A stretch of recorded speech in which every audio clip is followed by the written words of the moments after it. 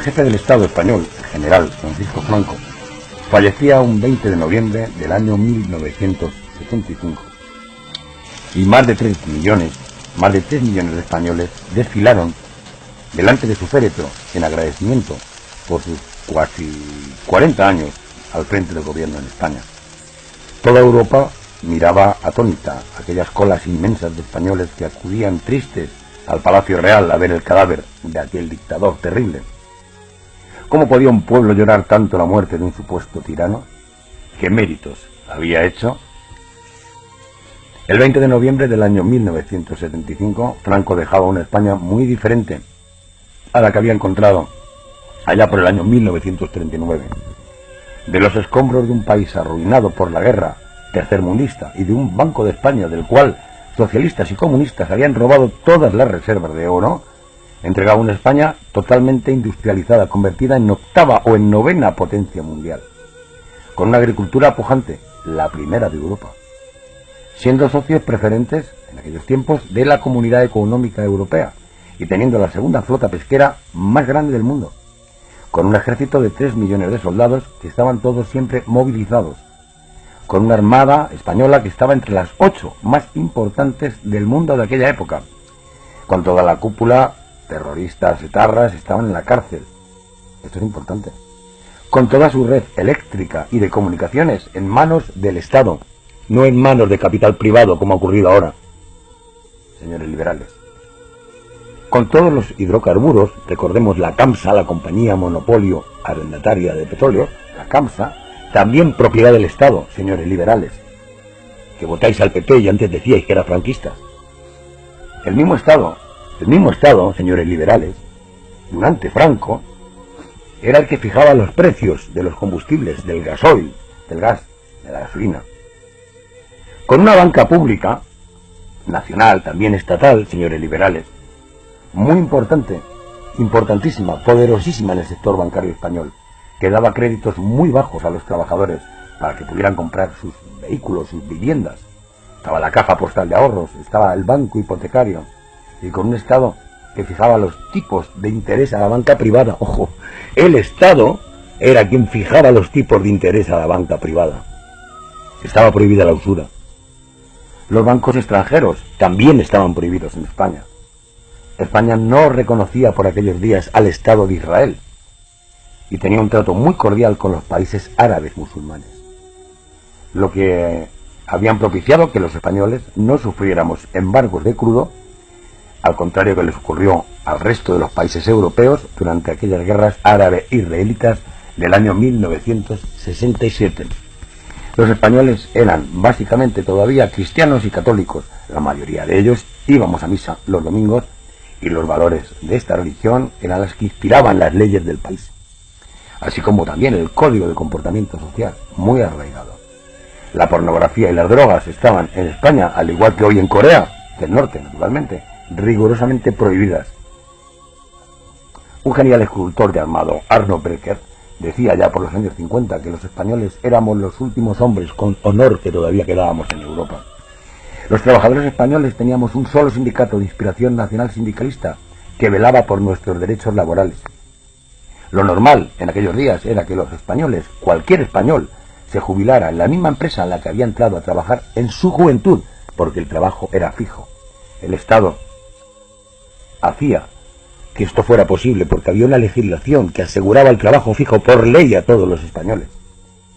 El Estado, siempre el Estado, señores liberales, que hoy votáis al PP y que os llamáis todavía franquistas, es que me asombra de verdad.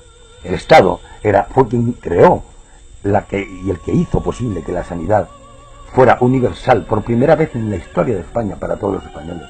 Por primera vez también en la historia de España se reconocía a los trabajadores 2 pagas extraordinarias, la del 18 de julio y la de Navidad.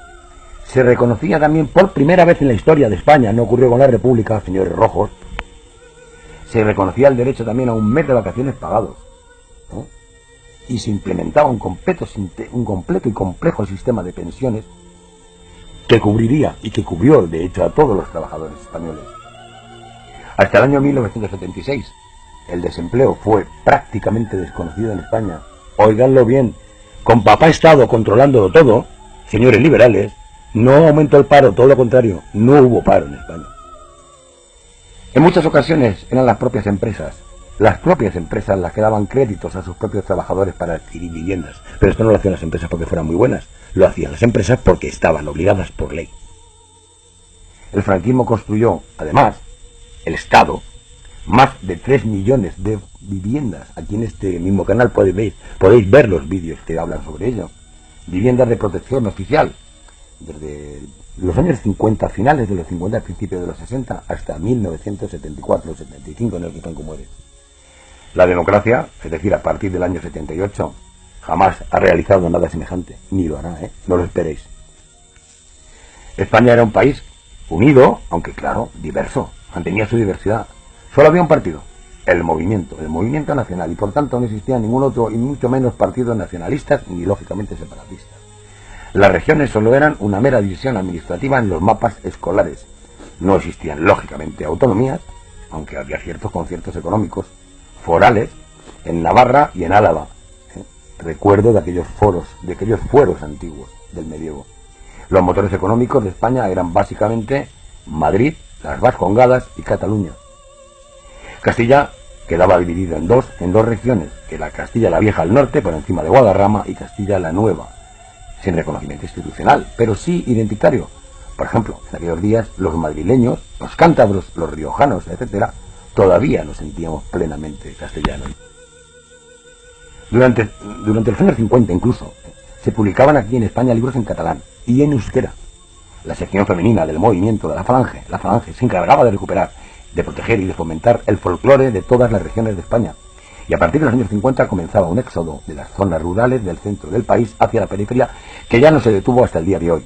Pueblos y villas importantes de la Edad Media quedaron desiertas en amplias zonas de Castilla, León y de Aragón. En el año 73, el presidente del gobierno, don Luis Carrero Blanco, se entrevistó con el secretario de Estado norteamericano Henry Kissinger para informarle de que España iba a dotarse a sí misma de la bomba atómica. España ya tenía centrales nucleares como la de Zorita desde el año 68. Kissinger expresó su negativa a que España pasara a ser una potencia nuclear. Con estas palabras: España, cuando ha sido importante, se ha vuelto peligrosa. Eso fue lo que dijo Kissinger a Carrero. ¿Y sabéis lo que le respondió Carrero? Carrero Blanco le advirtió de que España tendría la bomba atómica con o sin su permiso, con o sin el permiso de los yanquis. Ahora, ¿qué le pasó a Carrero? Pues unos pocos meses más tarde, la CIA, en colaboración con la banda terrorista ETA, cipayos de la anterior organización, asesinaron a Carrero Blanco. Carrero Blanco voló, recuérdenlo. Mientras tanto, en la Comisión Trilateral y en el grupo del Club Bilderberg, organizaciones ambas masónicas y sionistas, se planeaba el futuro de España tras la muerte de Franco, y se decidía el establecimiento de un régimen de democracia liberal, implantada tras una constitución que garantizara el régimen de economía capitalista liberal y la división de España en territorios autónomos. Ya lo tenían todo pensado en el año 76. Las 100 familias capitalistas que habían sido y habían vivido sometidas al Estado durante el franquismo sin quejarse, patronal y banca privada, pactaron en secreto con la oposición al régimen, comunistas y socialistas y liberales. Acordaban el reparto de la tarta nacional. Todo ese sector público, construido con esfuerzo de los españoles durante 40 años, iba a ser troceado y vendido durante los gobiernos de los traidores Felipe González y Aznar, básicamente al capital extranjero. A veces también nacional, pero al capital privado en todo caso. Nuestra agricultura y nuestra flota pesquera iban a ser reducidas a la mínima expresión y nuestra industria iba a ser desmantelada en su totalidad para poder entrar, nos decían, como miembros de la Unión Europea. Nuestro ejército también había de ser reducido a la mínima expresión. De hecho, Aznar, la derecha, fue quien liquidó el servicio militar obligatorio. El pueblo en armas era un logro, decían, de la Revolución Francesa. Pues en esto los liberales también se olvidaron de ello. Y hoy hasta tiene que vender España uno de los portaaviones más famosos, el Príncipe de Asturias, porque dicen que está obsoleto, mientras que lo cierto es que los recortes han dejado a la Armada española apenas prácticamente sin dinero. España se retiró cobardemente del Sáhara, como ya hemos contado en otros vídeos, en el año 75, abandonando a los saharauis a su suerte, que fue muy mala, muy pésima, muy negra, y siguiendo las órdenes de los Estados Unidos a través del nuevo jefe de Estado, un tal Juan Carlos I, al que llamaban Rey de España. Desde entonces el ejército español ha estado controlado constantemente por los Estados Unidos e Israel a través de la OTAN, organización en la que España entró definitivamente en el 83 tras un pucherazo descarado en el referéndum que hizo Felipe González, el otro traidor, ese mismo año. Durante la última legislatura de Felipe González, hablando de él, se legalizaron las empresas de trabajo temporal. Empresas de trabajo temporal, es decir, compra, venta, alquiler y préstamo de trabajadores, que estaba prohibido radicalmente con cárcel durante el franquismo. Con cárcel estaba prohibido. En el año 85 el PSOE también legalizaba el aborto en España, vulnerando, dicen algunos, la propia Constitución, que decía que reconocía el derecho a la vida, pero me importa un carajo la Constitución. Aznar alentaba en el año 96 la entrada masiva de inmigrantes con 3 objetivos. El primero, traer mano de obra barata a España, liquidando los derechos laborales que los trabajadores españoles habían obtenido durante el franquismo, y plegarse a las exigencias del plan Kalergi, que es un plan que, como todos sabéis, lo que entráis aquí, planea suplantar a la población autóctona europea por otra mezclada con extranjeros venidos del tercer mundo. En solo 4 años entraron en España más de 3 millones de inmigrantes sin que se les exigiera ni tan siquiera un miserable contrato laboral o un certificado de penales ni de vacunación. Tendencia que ha seguido durante el gobierno de Zapatero hasta hoy, cuando tenemos ya reconocidos al menos, dicen, 6 millones de inmigrantes y 1.200.000 ilegales. Eso es lo que dicen las cifras, a saber, ¿no? De cada 10 euros de nuestra sanidad, de la sanidad española, la que pagamos los españoles y la que construyeron nuestros padres, 7 de cada uno de esos 10 euros, 7 euros, se lo comen los inmigrantes. En el año 98, nuestra caja postal, aquella banca pública argentaria, fue vendida al banco BBV, creándose el BBVA, la A venía de Argentaria. Pero fue vendida a capital privado. Desaparecía así nuestra banca nacional, nuestra banca pública española. En el año 99 España adoptaba el euro como moneda y perdíamos absolutamente toda nuestra soberanía económica y por tanto también nuestra soberanía política, señores liberales. España, a partir de la Constitución del año 78, quedaba dividida en autonomías, siguiendo el dictamen naturalmente de Bilderberg y de la Trilateral. La nueva casta política, parasitaria toda ella, ocupaba sus poltronas en el Senado, en el Congreso de los Diputados, en los 17 parlamentos regionales y en todos los ayuntamientos. Por cierto, cuando Franco los alcaldes no cobraban, ni siquiera los alcaldes, no digamos los concejales, no se cobraba salario. Los procuradores en cortes, similar a nuestros actuales diputados y senadores, tampoco cobraban. Cobraban una cantidad irrisoria, vamos. Bueno, se puede continuar, ¿no? Por ejemplo, León y Castilla, la tierra, mi tierra, pagaron los platos rotos. Mientras que a otras comunidades autónomas les fue muy bien, ¿no? Como el País Vasco, Cataluña, otras, que fueron reconocidas como nacionalidades históricas, nosotros, los castellanos y los leoneses, territorios que sí habíamos sido incluso independientes durante siglos y que fuimos los que creamos España, nos hicieron desaparecer prácticamente el mapa. Las comunidades autónomas castellanas fueron impuestas por el Congreso de los Diputados, decían ellos, por interés nacional. El resto, vosotros, todos los que escucháis desde el resto de España, os dejaron votar vuestros estatutos de autonomía. A nosotros los castellanos, incluyendo los madrileños, que nos echaron de Castilla, no, nos lo impusieron. Decían que por interés nacional. Sus estatutos jamás fueron aprobados en referéndum, los nuestros, los de los castellanos, privilegio que tuvieron todos los demás, yo digo, catalanes, vascos, navarros, andaluces, etc. Otro tanto sucedió con los leoneses. España quedó dividida y debilitada, y naturalmente a merced de la banca y de la burguesía. La vasca, la catalana, la centralista de Madrid y la extranjera.